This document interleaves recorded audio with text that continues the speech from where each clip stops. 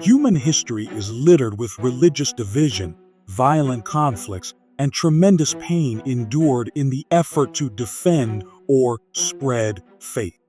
In recent times, YouTube channels have proliferated around insincere arguments and bad faith religious debates. I'm not saying that people should hate Jews. I'm not saying that. I'm asking a simple question.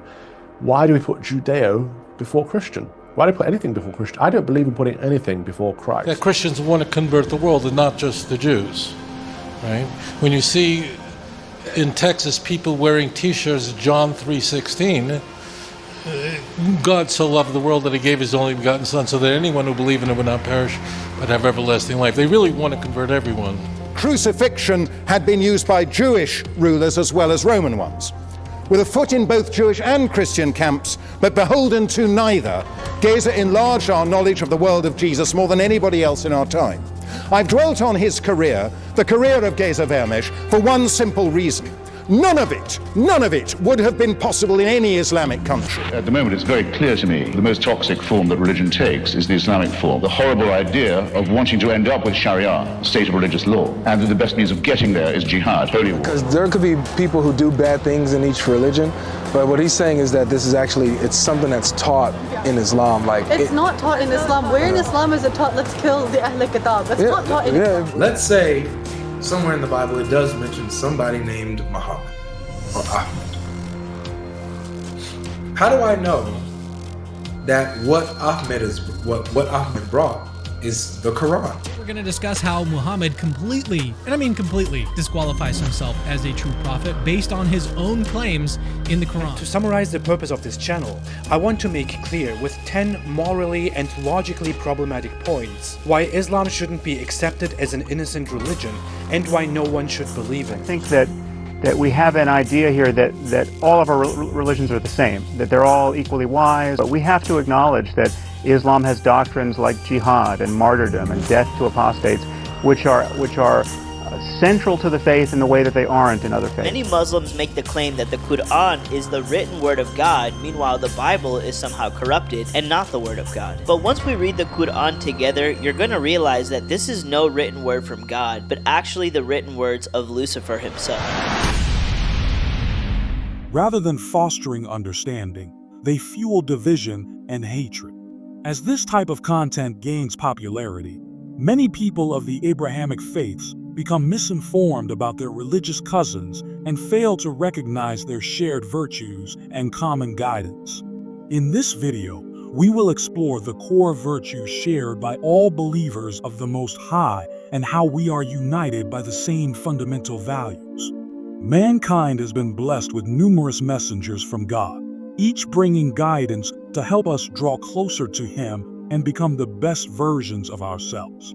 Whether you identify as a Jew, a Christian, a Muslim, or another kind of believer, we all value the words of the prophets.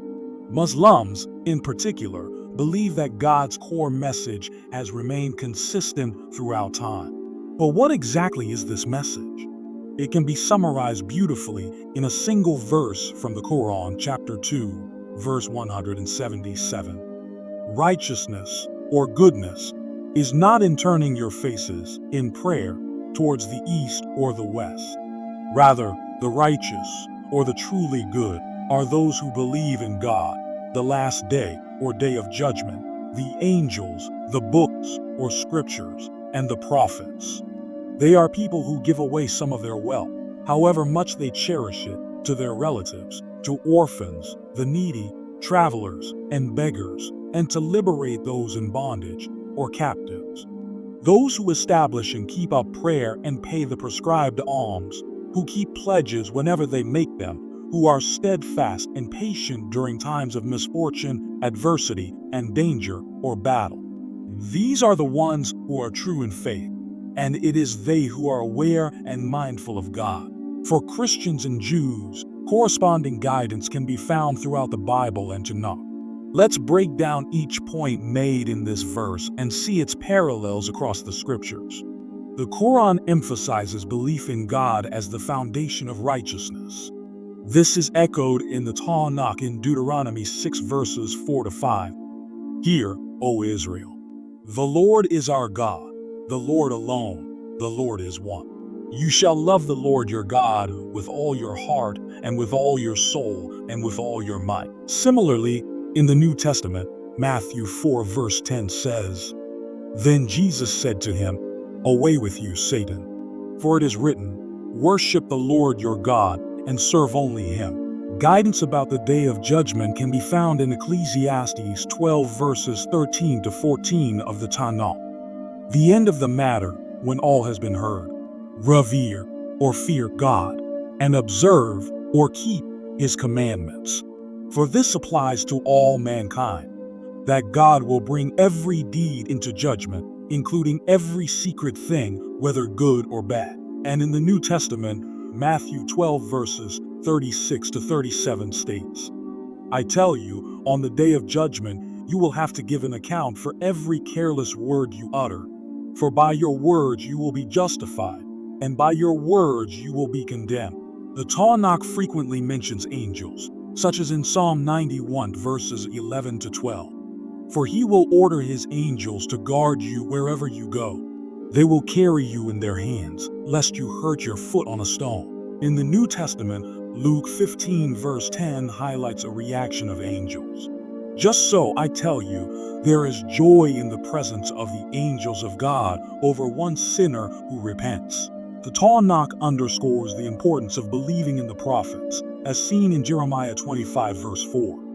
And though the Lord persistently sent you all his servants the prophets, you have neither listened nor inclined your ears to hear when they said, Turn now, every one of you, from your evil way and wicked doings, and you will remain on the land that the Lord has given to you and your ancestors from of old and forever. Similarly, in Matthew 10 verses 40 to 41 of the New Testament, Whoever welcomes you welcomes me, and whoever welcomes me welcomes the one who sent me. Whoever welcomes a prophet in the name of a prophet will receive a prophet's reward. The Qur'an calls for giving to relatives, orphans, and the needy. This is mirrored in Leviticus 19 verses 9 to 10. When you reap the harvest of your land, you shall not reap to the very edges of your field or gather the gleanings of your harvest. You shall leave them for the poor and the foreigner. I am the Lord your God. And in the New Testament, Luke 6 verse 38 teaches, Give, and it will be given to you. A good measure, pressed down, shaken together, running over, will be put into your lap. For the measure you give will be the measure you give back. Patience in adversity is celebrated in the Tanakh in Isaiah 40 verse 31. But they who trust in the Lord shall renew their strength.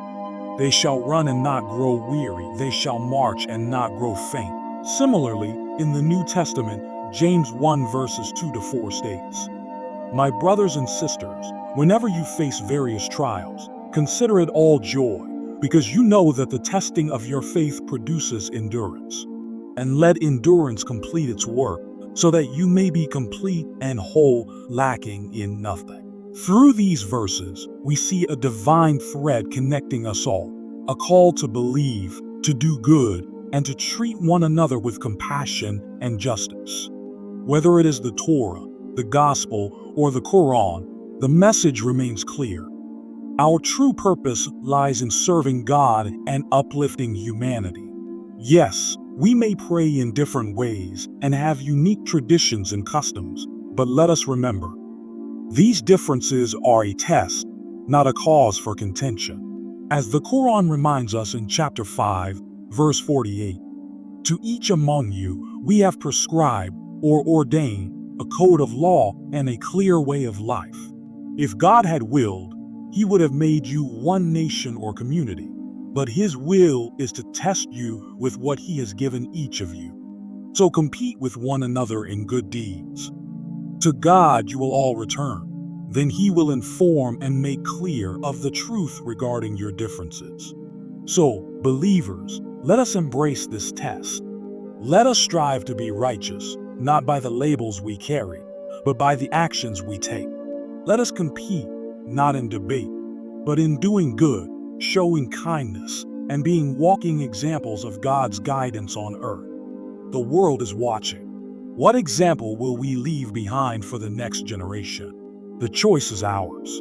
May we choose unity, compassion, and unwavering faith in God's wisdom. Thank you for watching, and as always, let's continue to seek knowledge, understanding, and the path of righteousness.